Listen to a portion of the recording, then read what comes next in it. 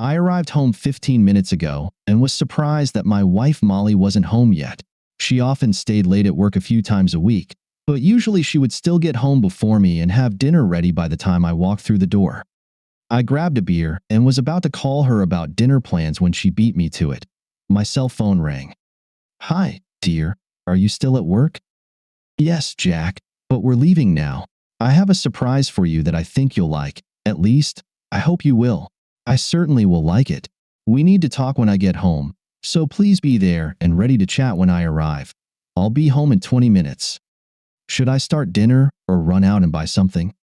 "No, Jack. We won't have time for that tonight. Maybe later. But Jack, just remember, I love you and only you, and I can't wait to see you." "I love you too and will be waiting for you with open arms." 20 minutes later, my wife Molly entered and I immediately noticed that she looked a bit disheveled. In wrinkled clothes, her stockings were gone, and her makeup and hair were a bit messy. "Wow, you must have had a tough day, Molly. You look a bit frazzled. What happened?" Molly quickly approached me, hugged me, and looking into my eyes, whispered, "Jack, you know how much I love you. And I know you love me and would do anything for me, right?" "Of course, Molly. Maybe I wouldn't kill for you, but I do almost everything else. So, what happened?" "I can't wait to hear what kind of awkward situation you got yourself into this time." "Nothing like that, Jack. Just let me finish, and when I'm done, you can ask me questions. You know how you mostly let me make almost all of our decisions, and you're so kind and loving to me that you let me do almost anything I want. Well, over the past few weeks, I've been talking to my boss Ralph about our relationship, and he has some ideas that seemed sensible to me. He made me read several stories about submissive men who enjoy when their women dominate, and how it really helps their relationships. I must admit, Jack, those stories were very erotic and really stirred my imagination." "Molly, yes, I am kind to you and allow you to make your own decisions about matters that do not change our lives or are not critical. But if you remember, in matters such as which house we buy, which cars we purchase, how we invest our money, and major financial decisions, I am the one who decides. However, I do admit that I enjoy letting you make decisions about things that are important to you and make you happy, such as vacations, which movies to watch, which restaurant to go to, and even what clothes I should wear. But I don't think that makes me submissive. I just love you and want you to be happy. My dad told me that the secret to a happy and stress-free marriage is not to worry about the little things. Then he reminded me that almost everything is a little thing, and life should be lived as positively and happily as possible." "Okay, Jack, but I still think my boss was right when I compared you to him. He is assertive, powerful, and takes what he wants. People bow to his strong personality and do what he decides, not the other way around. He explained to me that he is an alpha male, dominant and at the top of the hierarchy, whereas people like you, although loving and kind, are more beta males and enjoy being dominated and submitting. They might not know it yet, but they have that quality, and it's waiting to come out." "Well, I think that's some third-rate pop psychology nonsense, and I completely disagree, but what are you getting at?" When I said this, I saw a hint of guilt, and the confidence with which she was speaking began to fade a bit. "Jack, my boss told me he is going to dominate me in bed and love me in a way I've never been loved before. He has a big dignity, and he brags about knowing how to use it. He's been making me feel it in his office for the past few weeks, and I have to admit, it's huge. I know it was wrong, and I probably crossed a line that a young married woman should avoid, but it really excited me, and I've been fantasizing about him for the past few weeks, imagining him seducing me in the office. He explained to me that you might actually enjoy knowing I'm with him, that you, being submissive, might even want to watch, and even if not, we'll have the most incredible sex of our lives when I come back to you after having dirty sex with him." I looked at her, expecting some punchline, but suddenly realized she was serious and that she was telling me she had really felt him and who knows what else. "What the hell, Molly? You must be joking. How could you think I would be okay with this?" "Jack, I know you love me, and I know you want me to be happy. I'm convinced that this will take our love and our sexual life to a completely new level." "Molly, are you telling me that you had sex with your boss? What the hell were you thinking, Molly?" "Oh no, Jack, I would never cheat on you." Bullshit. You already did. You've had intimate conversations with Ralph, and you already told me that you've touched him. Did he have sex with you? She lowered her eyes and, unable to look at me, said, No, Jack, not yet. He did finger me in the car on the way here, and he's waiting in the driveway so we can talk about this, and then he plans to come up to our bedroom, and we're going to have sex. You can watch if you want. Ralph would like that. But if not, when we're done, you can come and get me, and I'll have a treat for you, letting you do anything you've ever dreamed of. Are you kidding me? He's outside right now, and you believe his nonsense? The thought of being with you after you've been with him makes me want to vomit. And what now, Molly, since I'm saying no and demanding that you send him away? Well, don't let me hold you back, Molly. I see that you'll do this regardless of what I say. If not now, then soon, maybe even without telling me. Anyway, you've already cheated on me, so go upstairs and get ready. Her look, full of guilt and shock at my statement, made her pause, but then she turned to leave. On the stairs, she turned back and said, You'll see, Jack. It's going to be epic. Yes, Molly, it will be epic. You have the right to do this. After she went upstairs, I rummaged through her handbag and took her car keys, house keys, and phone. From her wallet, I took our joint credit card, then went to the kitchen and grabbed a kitchen towel from the linen drawer and some zip ties from the tool drawer. I also grabbed a very large carving knife and went outside to meet Ralph. Ralph was sitting in his car in the driver's seat, reading his phone. When I approached, he lowered the driver's window and said, All right, little Jack. I suppose your wife told you?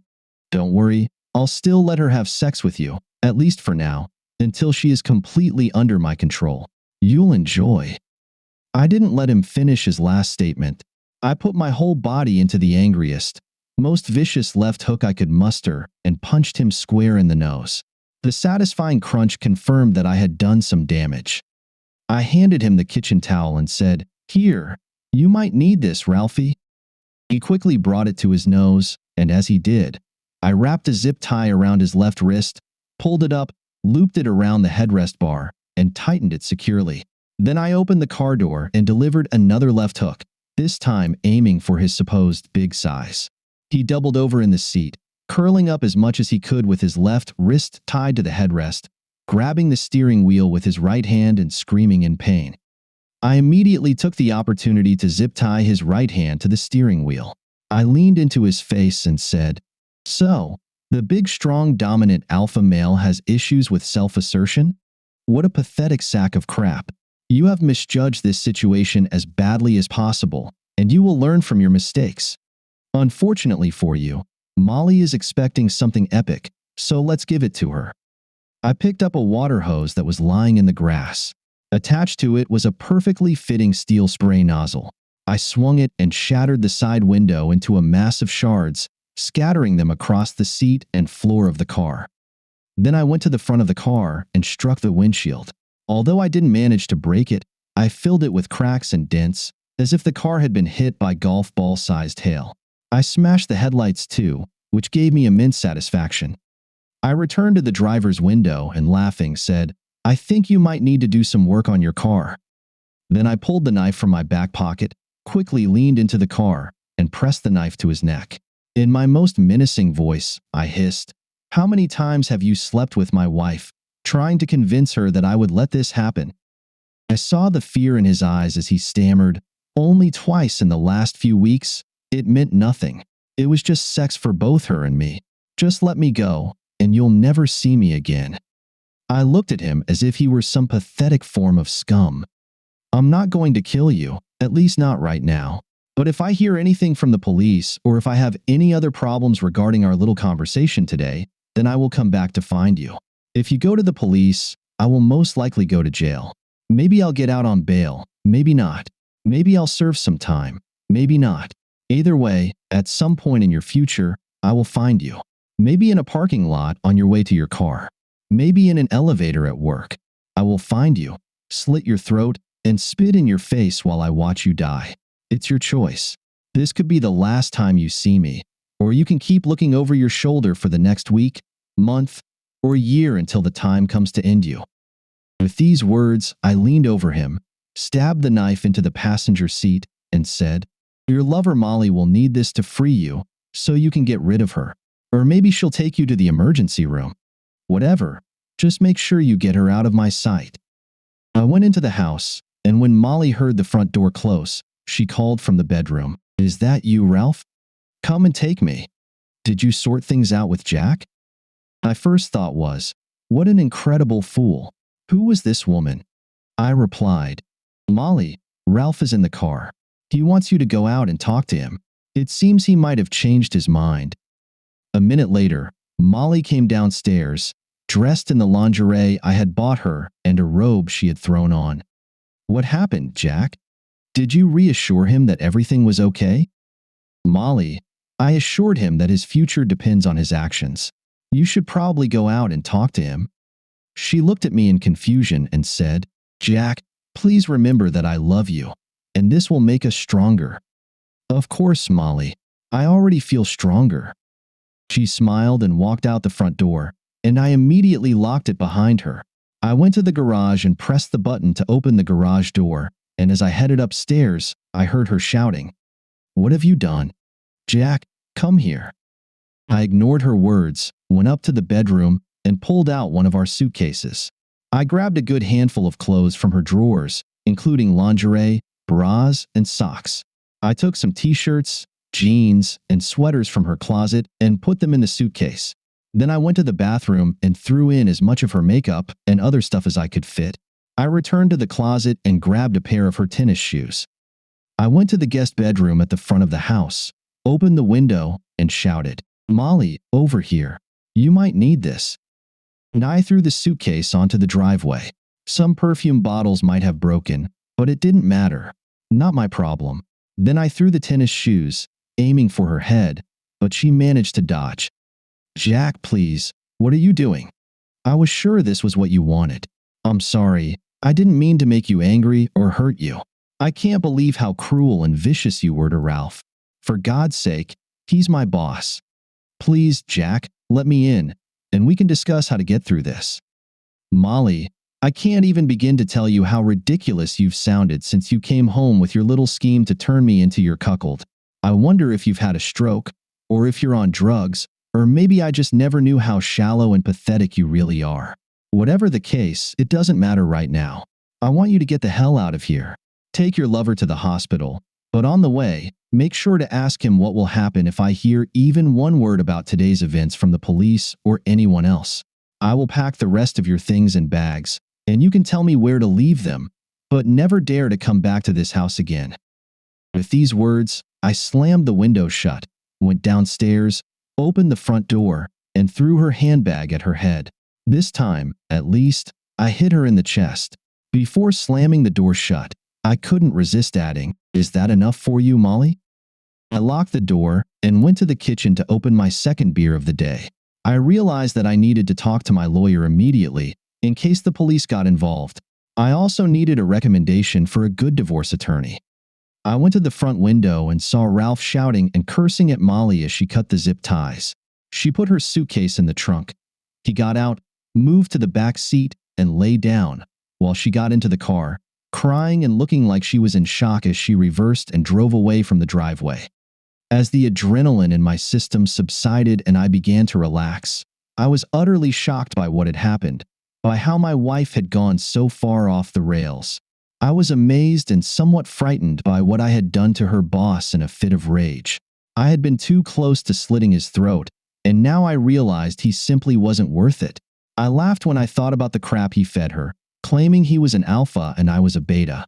Being a nice, agreeable guy and letting my wife have the final say in making good decisions was out of love and a desire for a happy life.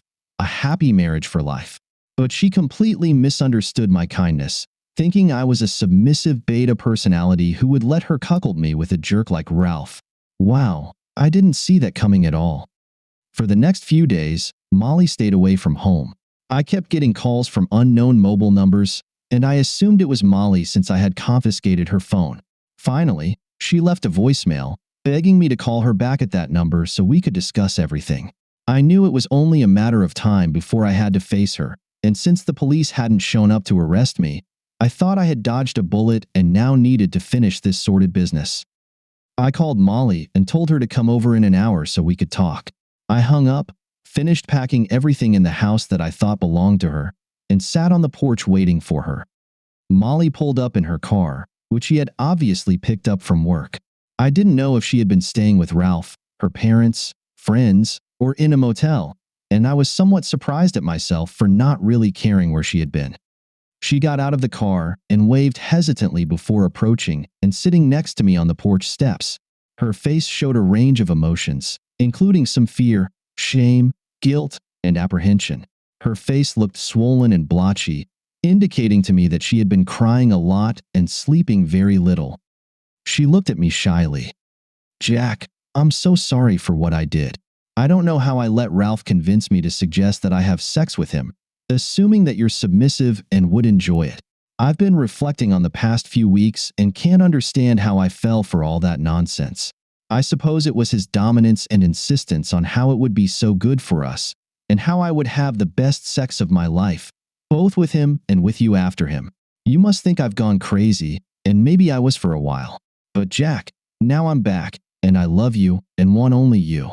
I beg you to forgive me, and I promise to be the best wife you could ever have and spend my life making it up to you." So, Molly, how was Ralph in bed? Did you have the fantastic moments you dreamed of? What did his massive tool? Stop, Jack. After that, I never touched him again. And he's so scared of what you said that he fired me and doesn't want to come near me. Besides, he spent 2 nights in the hospital after what you did to him. He made up a story about a robbery, and we both stuck to that story so you wouldn't get into trouble. Well, at least he did that, right? What do you want, Molly? Jack, I want you. I want to come back home and be your wife for the rest of our lives. I want you to forgive me. I'll do anything to make it up to you. We can get through this and be better than ever, Jack. I've realized that you're the only one I could ever love, and I need you to forgive me. What do you say, Jack? Can I please come back home? Molly, I've thought a lot about this, and here's what I've decided. We were in love for 2 years and married for 3. Now, after just 5 years, you are obviously bored with our life, or at least our sex life, and you're looking for more. You might think you love me, and maybe you do, but I'm damn sure you don't respect me. You would never have thought of me as some submissive beta male who would willingly let you sleep with your boss and then clean up after him if you had any real idea of what love or respect is. Besides, Molly, you did cheat on me. Ralph said you had sex with him at least a few times over the past weeks, while he was convincing you of this alpha/beta nonsense. Your lust outweighed the vows and promises you made to me, and that's after just 5 years. What will happen in 7, 10, 15, or 20 years? How many times will you get bored and break those vows? Jack, I will never do that to you again. You already did it, Molly, so don't say never. No, I've thought a lot about this. We don't have kids, we don't have much savings, and our only real asset is the house, which has very little equity. I've decided, Molly, that the risk of staying with you is much greater than any benefit.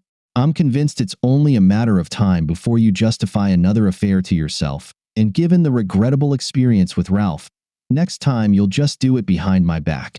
I no longer trust you, and worse, I've lost respect for you.